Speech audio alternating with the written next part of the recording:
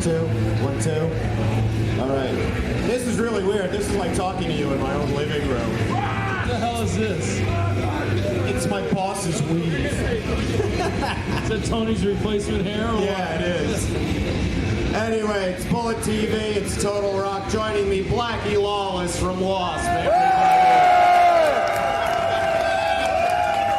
They've been here for about an hour, dude, waiting to see you. So the other people over there. yeah, okay. No, people have been lining up here for ages. Great set last night, by the way. It was really fabulous. Was that the first time you've played here at Wacken, or have you played here before? First time here, yeah. Yeah, did you enjoy it? I'll tell you what people don't understand, from a band's point of view, before you ever see the audience or anything like that, the first thing we notice is the temperature. I'm not kidding you. It's like, if it's cool like it was last night, you don't get as tired, you don't sweat as much. I mean, your energy, you got endless energy. It's like, you know, when you're playing arenas and things like that, and they open up the dressing room doors and you're going to walk out the stage and you feel that wave, like a microwave, come over, and you just want to start crying because you know you're going to hurt when you go out there. You know, it's like, so last night... You know you're going to lose about 40 pounds during the show. I'll tell you, sometimes, you know, with the outfits I'm wearing, I'll squeeze on my arm and you see water just shoot out of the end of my elbow. Oh, yeah, you know. I look down, there's puddles on the floor and stuff like that, and I'm going, my God, that's me. So the new album's been doing well. Do you have any future plans going back into the studio soon, or are you just touring Well, we're Europe? going to start in America the 22nd of October, or excuse me, of August, and that'll take us into November. We're going to go to South America this year too. We've not been down there either. Have you been? You've never been to South? Well, I've been down there to do promo, but we've never played there. So that should be pretty interesting. And then we won't start the next record till after the first of the year. Cool. And what other? So this is the only show you're doing in Germany this year. The only show this year, yeah, because we've done some other festivals around the continent. We were here, you know, 6 weeks ago doing some other shows, and we did a proper tour here the last time. This time we wanted to come just do the festivals. We come back over next summer, then we'll do a proper tour again. Excellent, excellent. There we go. You got a lot of sick fans here, bro. You know that. They're all my children. Yeah, yeah. So what other future plans? Because like when The Decline of Western Civilization Part 2 came out and the whole PMRC thing, you were the evil one of corrupting the youth of the entire world, and which I thought was a beautiful thing. Yeah, so... Yeah, I know. I was like... What's your point? And, you know, do you still feel that you're taking that point of view on everything? Or? It's just different now because, you know, funny thing about that movie is I was supposed to have done a part in there. Tipper Gore and I were going to do a face-to-face debate, just like you and I are talking right now. Right. And the day before we were going to film, she canceled. Really? And I really, really wanted to do that. And she was reaching a point where the publicity was starting to become very negative to Al Gore's campaign, and they really, you know, the deal was they put a muzzle on her, you know, pull her back, or you're never going to get elected. So I was really looking forward to doing that, and it never happened. But, you know, I think, you know, I'm in a different place now than I was then because I see myself more like what Frank Zappa was then. Right. What Frank was for me, I am now, you know, that elder spokesman for the Marilyn Mansons and the Slipknots and what have you, you know, because what Frank did for me was really, really cool. Frank was like a shield. He protected us. Frank took all the heat, you know, and I didn't really, believe it or not, call it naive if you want, I didn't realize how important all that was at the time. We were just making music. But Frank understood how serious it was. I see some of the younger bands coming up now who were in the same position we were 16, 17 years ago that don't really understand. And it's my job to interface with them now, to catch the heat, if you like, to protect them, to give them the ability to create. Definitely. What do you think of a lot of the new bands coming out now? Well, you know, the so-called new metal. Yeah, well, musicians don't probably see music like everybody else. To us, there's only two kinds of music, good and bad. Yeah. You know, it doesn't really matter, you know. I mean, we don't really try to subscribe to labels or anything like that. That's a dangerous place to get into. It can be, but you know, it's even to the point with rock and metal music, they're sticking so many different labels on it now.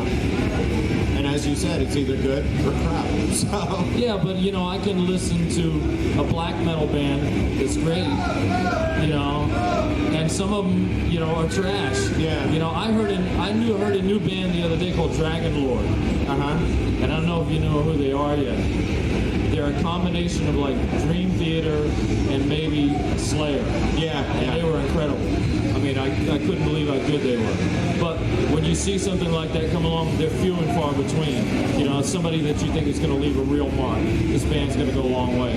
Oh, excellent, excellent. What were some of your influences before? I know you played with the New York... Wacken. I know you played with the New York Dolls for like 5 minutes towards the end. But after that and before W.A.S.P, what was some of the stuff you were listening to? I was a huge Steppenwolf fan. Really? Yeah, the first time I heard Born to Be Wild, I was 11 years old. And it's funny, you know, I've told this story many times, but it was on a Sunday evening. It was about 8 o'clock. I remember it vividly. It was in August. And I was home by myself, home alone. and I was walking through the living room, and I had the stereo on, and I heard this song come on like I'd never heard before. And I walked over and I put my ear to it, and I listened, and I thought, wow, you know. And I turned it up a little bit. Pretty soon the walls were going like this, and I thought, this is radical, you know. It was like a religious experience. It changed me. So, you know, you look at them, probably the first real English band that was a metal band that I can remember was Cream. You know, with Clapton and all that stuff, Ginger Baker and stuff. So I was like huge fans of all that stuff. I just saw Jack Bruce a couple weeks ago. Oh, really? Yeah. Still got it. Cool. Playing the fretless bass, and it was unbelievable. I think we're going to take some questions from the audience here. So, Maria, do you have the mic? Any questions for Blackie from anybody? Yep, there we go. What happened to Mr. Horns? You're going to have to repeat the question. Tony's going to have to translate it.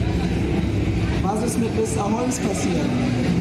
I didn't get any of that. I completely missed it. What happened to Mr. Horns? What's happened to Mr. Holmes? Chris decided he wanted to do his own solo thing. You know, so you really can't tell somebody no, you know, when they decide they want to do that. It's, I think he just felt it was time for him to do his own thing. I wish him well. What do you think about the phenomenon around the world? What do you think about the phenomenon around the world? One more time on that? What do you think about the phenomenon around the world? I missed it. I couldn't hear you. She said, what I think about the phenomenon of W.A.S.P. I don't know, you know, it's just, I don't think about it too much, to be honest. You know, I'm just trying to make the best music I can make. And whatever happens, happens. You know, it's like, believe it or not, I feel like I have very general tastes. I like the same things you guys like. I like the same movies you like. I like the same food, you know. So if I write a song that moves me emotionally and I feel that it says something, it's probably going to be moving to other people here. You know, you're probably going to get something out of it as well. So, like I said, my tastes are very, very general. You know, I don't try to do anything that's too eclectic, that's over people's heads, that, you know, that they can't relate to. I'm just... Are you one of these types of people that like wake up in the middle of the night and you just go, yeah. oh, I just had an idea, I gotta write this down. Yeah, believe it or not, you know, some of my best songs I've dreamed. Really? Oh, yeah. I like Headless Children. I dreamt the whole thing complete with lyrics. Gotta write it down. Yeah, I love that because it's like getting songs for free. There's no work involved. Yeah. You know, it's just, oh, thank you, I'll have that, you know. So, it's, like I said... How many of them are like real life experiences? Some of them are, you know, but some of them you take from bits and pieces of people, you know, and you roll them together, and, you know, it creates its own thing, you know. Hello, Blackie. We came here from Greece to see you. Thank you. Will we ever see you there? In Greece? You know, the festival that I don't know if it's I can't remember the name of the festival that happened this year. We very much wanted to play it. Yes, Rockquake. We wanted to play it, but by the time our agent got to negotiate it, the bill was already full. And we didn't make it this year, but we very, very much want to be there. We were this close. They always blame the agent. Every band always blames the agent. So. Well, no, I mean, we really do want to go there. We've not been there yet. Really? Yeah. Yeah. Hi, Blackie. We just wanted to say thank you from the fans from Russia. Well, thank you. And I have a question. Is it true that the first W.A.S.P demo was produced by Ace Frehley?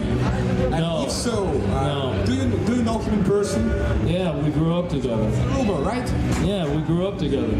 You know, what happened was Ace came out originally when W.A.S.P first got started and brought his manager, Bill Aucoin. And Bill Aucoin came very close to managing W.A.S.P. But Bill Aucoin was very involved with Billy Idol at the time. And I thought that he would show Billy Idol a little too much attention, which was the smart thing for him to do. And I met Rod Smallwood right after that, who was managing Iron Maiden, but Iron Maiden wasn't very big yet. And it seemed like a better situation for us. And I don't think that Ace understood exactly what I wanted to do. I mean, we're still friends. I love him very much, you know. And like I said, we were kids. We grew up together. I saw Kiss start from nothing, you know. So I was very lucky, and I learned a lot from them watching them do that. And you're still being managed by Smallwood, aren't you? Excuse me? You're still being managed by Rod Smallwood. Oh yeah. So it's been a long-lasting relationship. Yeah. Excellent. Yeah, I can't get rid of him. Okay, cool. Oh, I think we're done. That's We're it done? for now. We're done. No. Yeah. I think people want you to sign Somebody's stuff. got something. Oh, yeah, we got a question back there. Maria. Oh, there we go. There we go. First of all, we're very happy to see you here, really. Thank you. If I'm not mistaken, in one of the interviews, you talked about your negative opinions about Inside Electric Circus. Do you still think the same? If yes, why? Well, you got to remember that that was a period of my life. I'm going to be real honest with you. That was a period of my life that I'm not happy about. I felt that there was, in 1986, there was about a 6-month period where I was a rock star. It took my focus away from the music. And when we were doing that tour, I became very unhappy with myself because I let myself get into...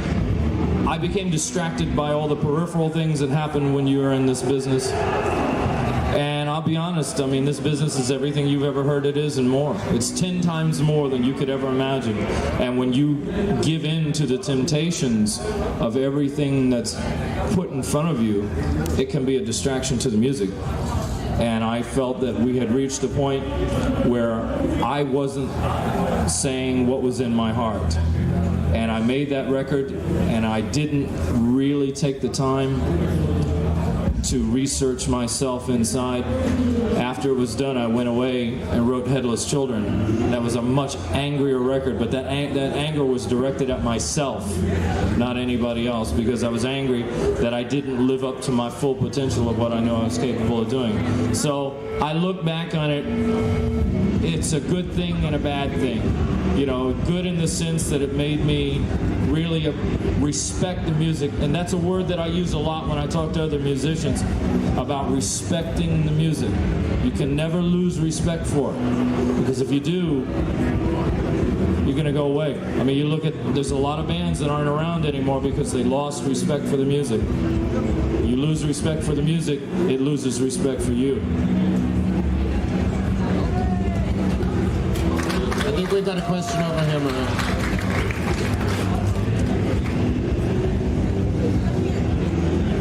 I am from Turkey, and we would like to see you in Turkey also. My question is, who is your favorite porn star? You.